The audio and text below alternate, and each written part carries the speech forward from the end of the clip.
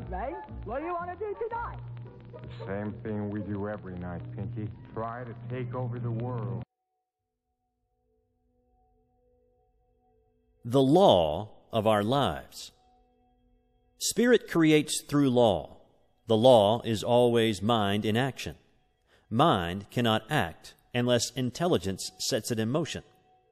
In the great universal mind, man is a center of intelligence, and every time he thinks, he sets mind into action. What is the activity of this mind in relation to man's thought? It has to be one of mental correspondence.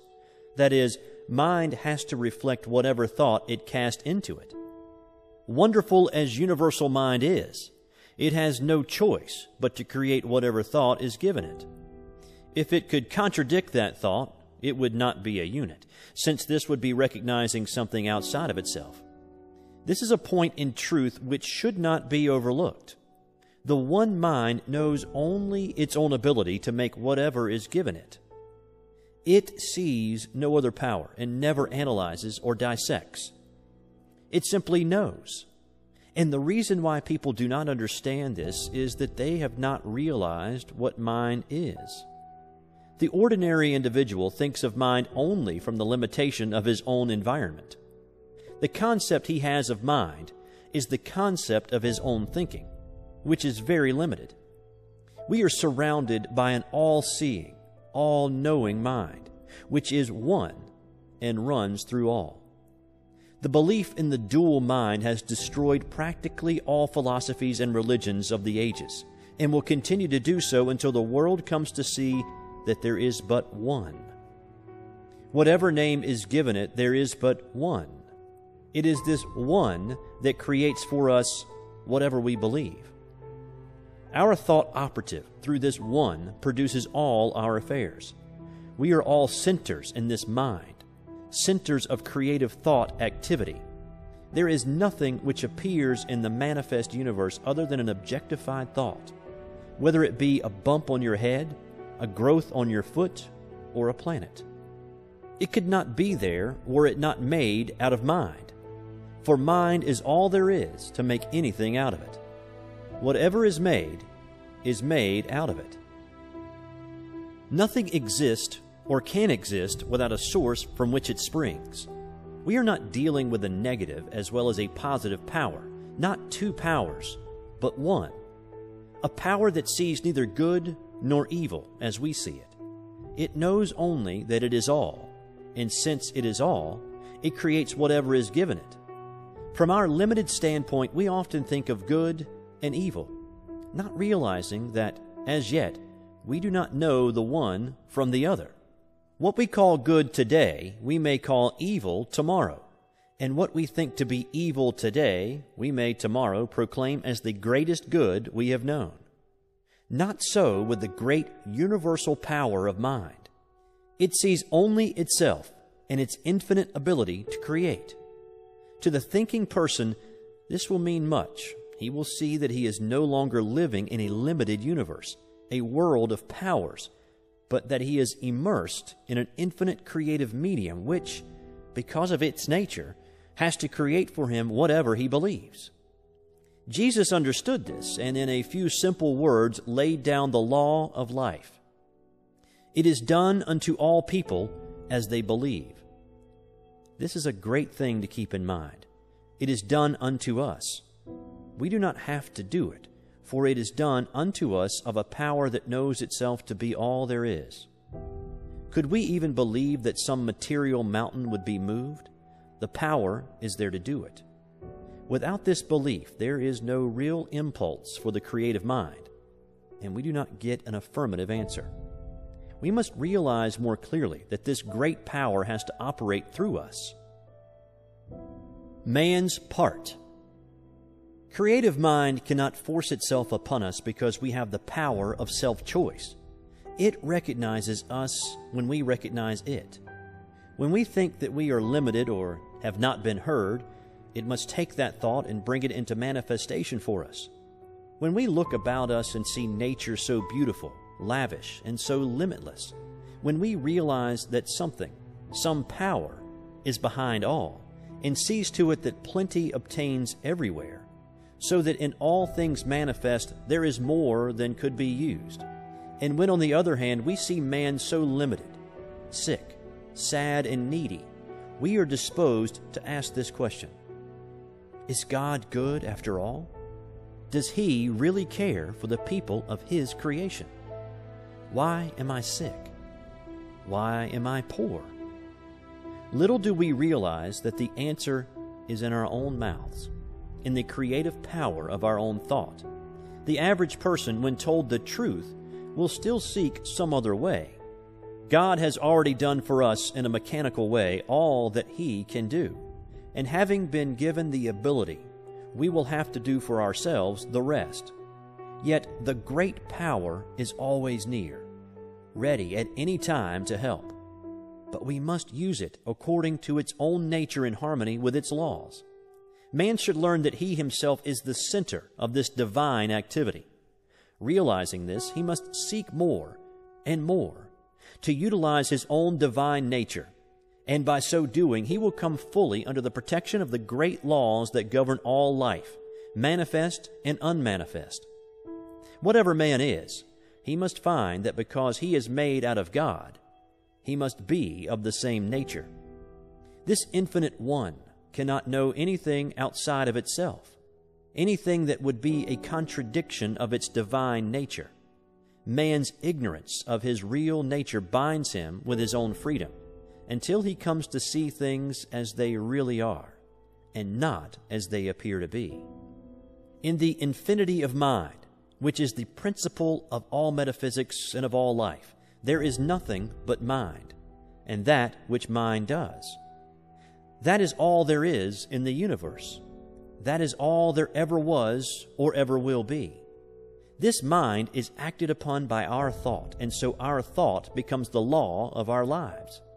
It is just as much a law in our individual lives as God's thought is in the larger life of the universe.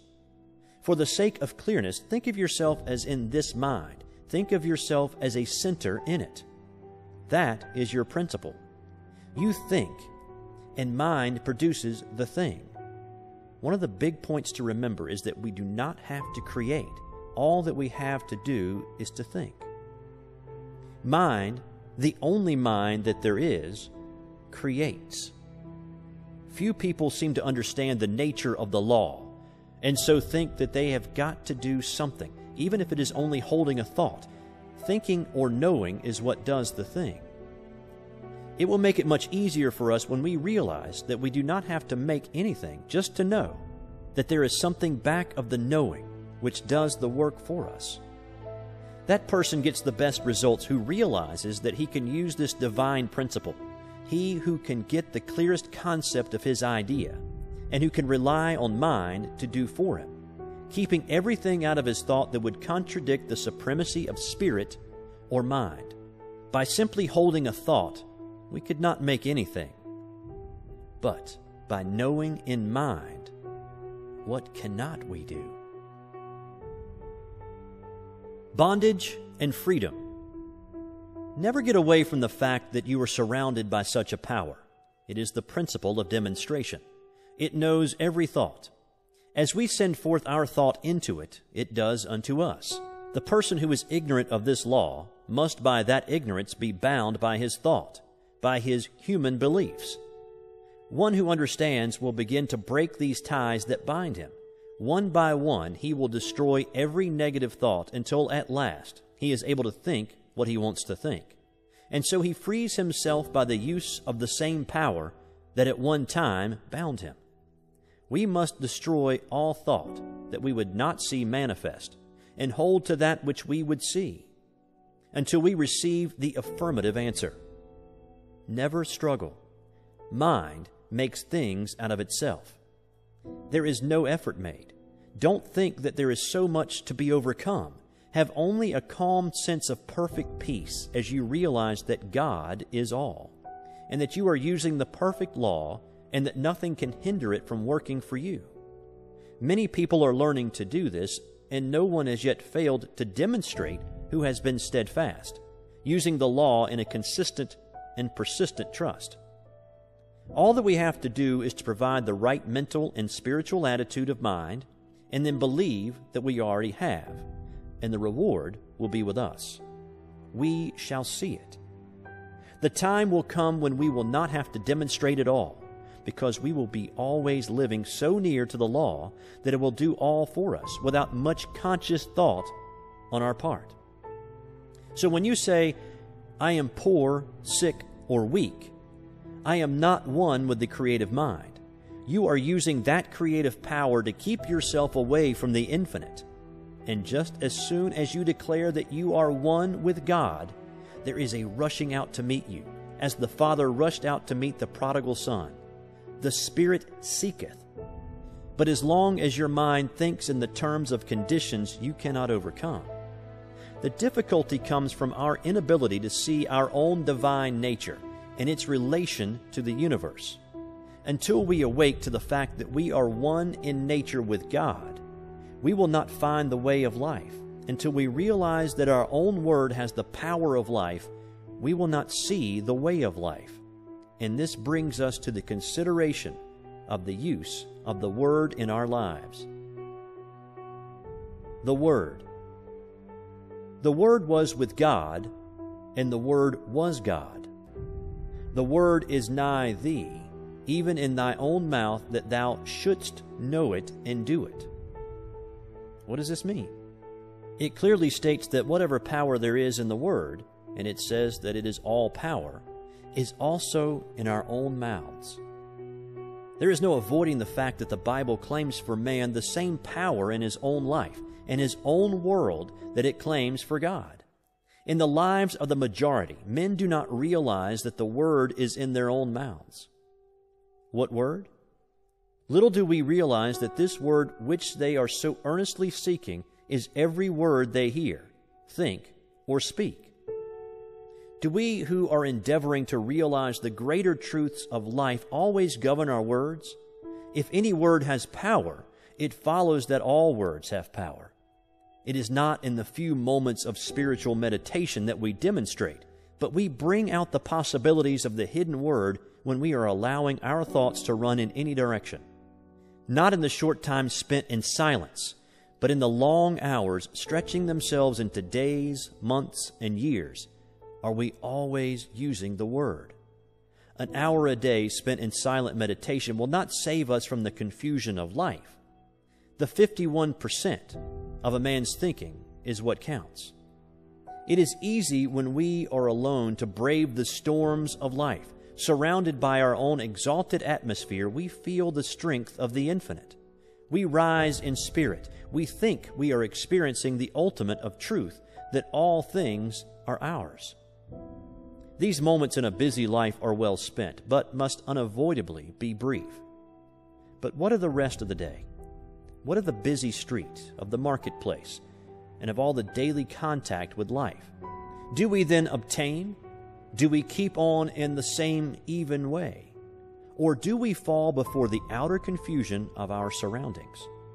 We are still creating the Word and setting it afloat in the great ethers of life. Are these words creating for us? Yes. How necessary, then, to keep the independence of the solitude. How seldom we do this. Few people indeed in the day in which we live are well poised. Where do we find the man who can live above his surroundings, who in his own thought can dominate all conditions, and in the midst of the crowd keep his own even way and his own counsel? When we do meet with such a person, we will know him. For we shall find on his face the image of perfect peace. We shall detect in his bearing the ease and independence that comes only to the man who has found himself and who is centered not in the outer, but in the inner world.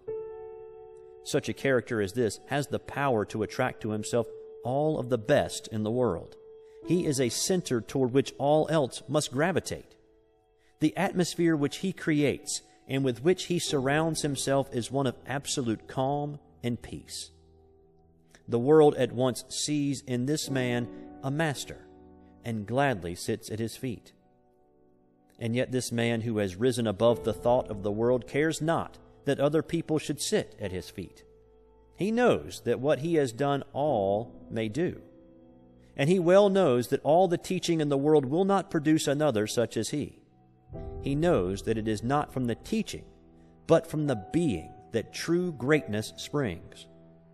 So this man does not go around teaching or preaching. He simply is. The man who has arrived. The man who has arrived will realize that he has done so in the midst of an outer confusion. He will be the one who has gone into the silence for strength and has come out into the world equipped with power from on high. But that light which he has received must be kept burning. Not alone in the silence, but in the busy throng must all of us find the way of life. Our every thought creates. For the majority of us, these thoughts come in everyday affairs, some of which are very trivial, but these too will be demonstrated. We have missed the whole point, unless we have learned so to control our thought that time and place make no difference. The power we have within us. We have within us a power that is greater than anything that we shall ever contact in the outer. A power that can overcome every obstacle in our life and set us safe, satisfied, and at peace, healed and prosperous, in a new light and in a new life. Mind. All mind is right here. It is God's mind, God's creative power, God's creative life. We have as much of this power to use in our daily life as we can believe in and embody. The storehouse of nature is filled with infinite good awaiting the touch of our awakened thought to spring forth into manifestation in our life. But the awakening must be on our part and not on the side of life. We, static, at the gateway of limitless opportunity in the eternal and changeless now. Now is the day in which to begin the new life that is to lift us up to the greater expression of all that is wonderful. The word that we speak is the law of our life, and nothing hinders but ourselves. We have, through ignorance of our real nature, misused the power of our word, and behold what it has brought upon us, the very thing that we feared. But now it shall produce a new thing, a new heaven, and a new earth. Individual ideas. We find that in the universe, every separate idea has a word, a mental concept behind it. And as long as that word remains, the thing is held in place in the visible world. When the concept is withdrawn, the idea in the visible melts away, disappears. It ceases to vibrate to the word, which is the law behind it. For when the word is withdrawn, the condensation of the ether that forms the word melts again into the formless. There was a time when the world was without form, and from the word alone all things were made that are made. When our word says that there is no longer life in our bodies, the life principle withdraws, and our bodies return to the substance from which they came. Here is the great mystery of life, that we are able to use this creative word for whatever purpose we may desire, and that word becomes the law unto the thing for which it was spoken. And so in our lives, we might say that without our word was not anything made that was made. For we are given the power to sit in the midst of our lives and direct all their activities. There is no struggle and no strife necessary. All that we have to do is to know. We must awake and with the glorified consciousness of an emancipated soul use our God-given power. The reason for the universe. This universe is the reason. First, of an infinite intelligence which speaks or thinks, and as this thought becomes active within itself, it creates from itself, at the power of its own word, the visible universe. We are living in a universal activity of mental law. We are surrounded by a mind which receives every impression of our thought and returns to us just what we think. Every man, then, is living in a world made for him from the activity of his thought. It is a self-evident proposition that mind must create out of itself, and this self being limitless, it follows that its creative power is without limit. Mind in action. Everything that we see is the result of mind in action. We all have a body, and we have what is called a physical environment. We could have neither if it were not for the mind. The law implanted within us is that we need nothing except ourselves and this all-wise creative mind to make anything, and that just so far as we depend upon any condition, past, present, or future, or upon any individual, we are creating chaos, because we are dealing with conditions and not with causes. Every living soul is a law unto himself, but of this great truth few people are conscious. It seems difficult for the race, which feels itself to be so limited, to comprehend the fact that there is a power that makes things directly out of itself, by simply becoming the thing that it makes, and it does this by self-knowing. But we will not demonstrate until we see at least some of this, the greatest truth about life. We should realize that we are dealing with the principle that is scientifically correct. It will never fail us at any time, but is eternally present. We can approach the infinite mind with a depth of thought and understanding, knowing that it will respond, knowing that we are dealing with reality. Jesus, who saw this very dearly, laid down the whole law of life in a few simple words. It is done unto you as you believe. We do not have to do it. It is done unto us. It is done by a power that is all. Could we believe that a material mountain would be moved? It would be done unto us. But unless we do believe, there is no impulse for the creative power, and we do not receive. Life externalizes at the level of our thought.